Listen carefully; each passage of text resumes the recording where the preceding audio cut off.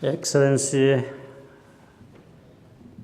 Benjamin William Mkapa, former President of the United Republic of Tanzania and convener of this forum, Excellencies, former heads of state, Olusegun Obasanjo, former President of the Federal Republic of Nigeria, Joachim Chissano, former President of the Republic of Mozambique, Armando Guebuza, former President of the Republic of Mozambique, Monsef Mazuki, former President of the Republic of Tunisia, Hassan Sheikh Mohamud, former President of the Republic of Somalia,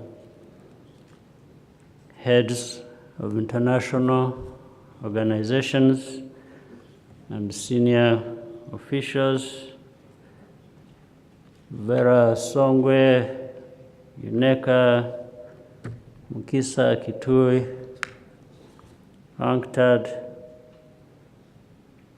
business leaders, distinguished ladies and gentlemen. A good morning to you and welcome here to Rwanda. It's our pleasure to have you here. I'm pleased to join you for the 5th edition of the African Leadership Forum. I would like to thank President Mkapa and the Uongozi Institute for affording us the opportunity to host and have this forum convened in Rwanda. I also wish to say a word of special thanks to the former heads of state I mentioned earlier for taking the time to be here. Excellencies, it is an honor to host you, and you are most welcome. This year's very pertinent topic is financing Africa's transformation. Africa can finance its own development, at least a big part of it. There is no doubt about that. We know this because Africa finances other people's development and always has. The value of illicit financial flows,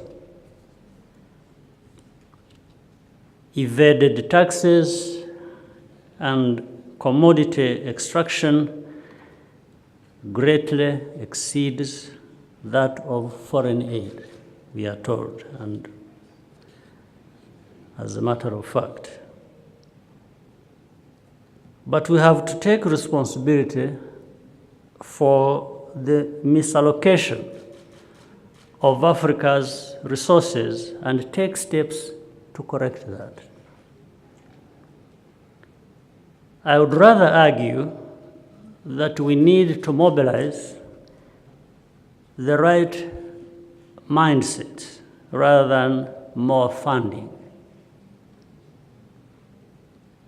After all, in Africa, we have everything we need in real terms.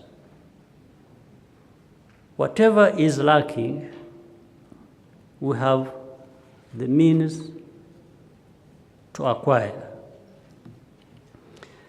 And yet we remain mentally married to the idea that nothing can get moving without external finance. We are even begging for things we already have. That is absolutely a failure of mindset.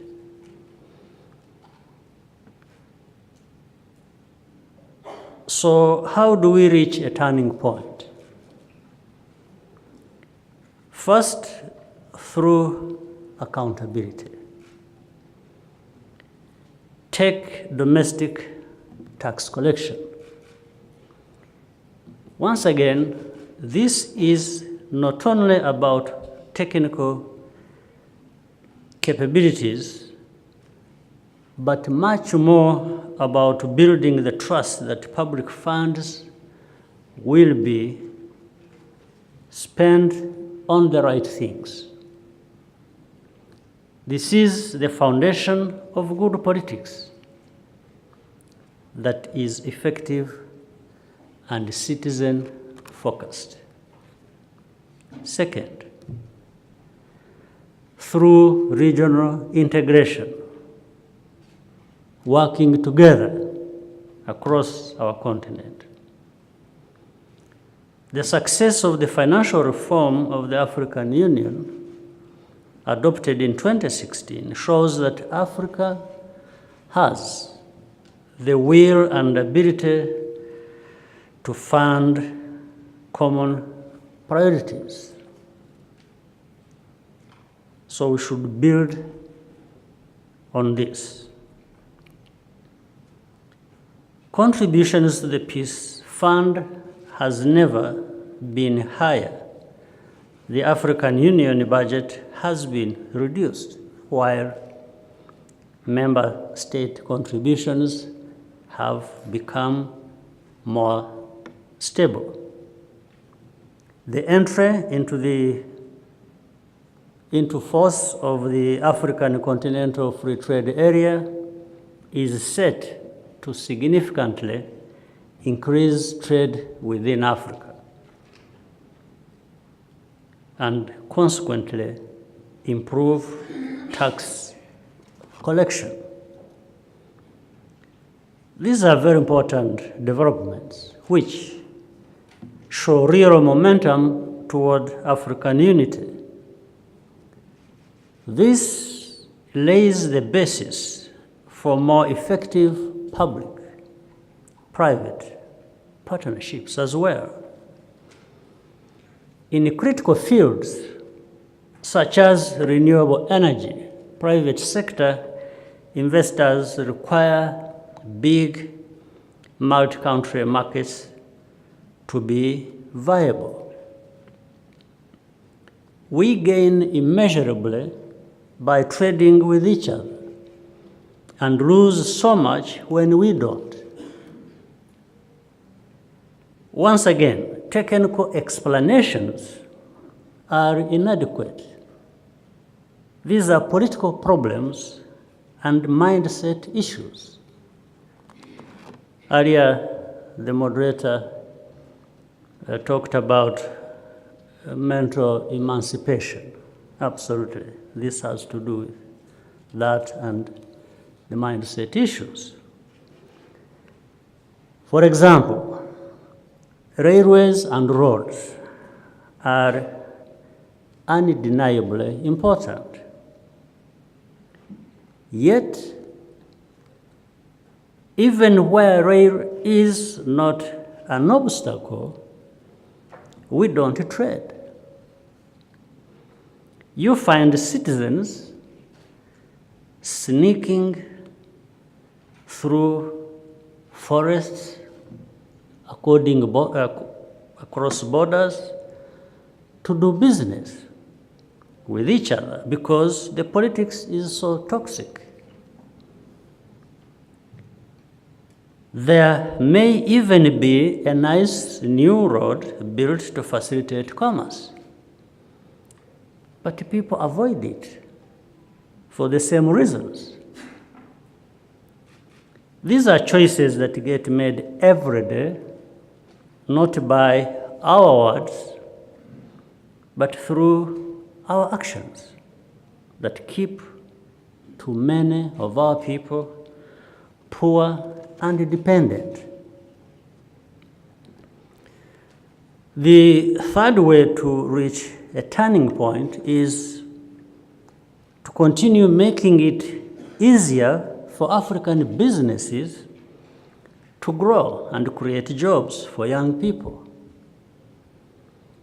This is about improving the regulatory climate for enterprise and trade on the one hand. It also means building deeper capital markets and lowering the high cost of sending remittances. But it is also about changing, again, the mindset of our youth from one of dependency and poverty reduction to one of prosperity and wealth creation.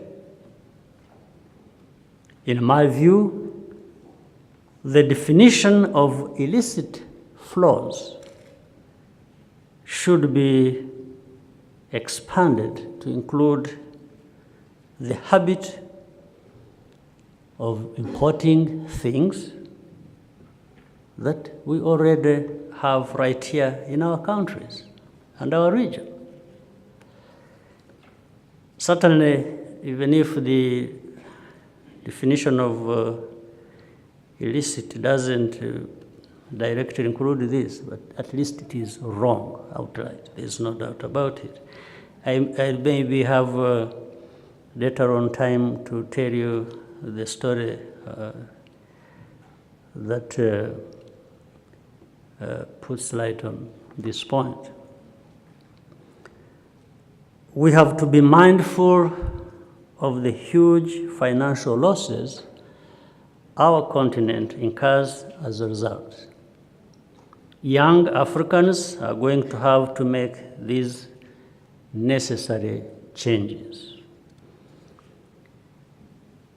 To really lead at the level of new attitudes and norms in Africa, these are the changes that have to be looked at.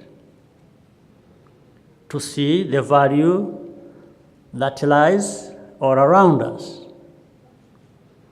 To behave like people who know our continent has a future. To change the world rather than waiting for it to change us. Why should we be willing to give up and succumb at the outset? No. We should try and give it a fight. It's worth it. Each of us can make a difference. Everyone has the option to strive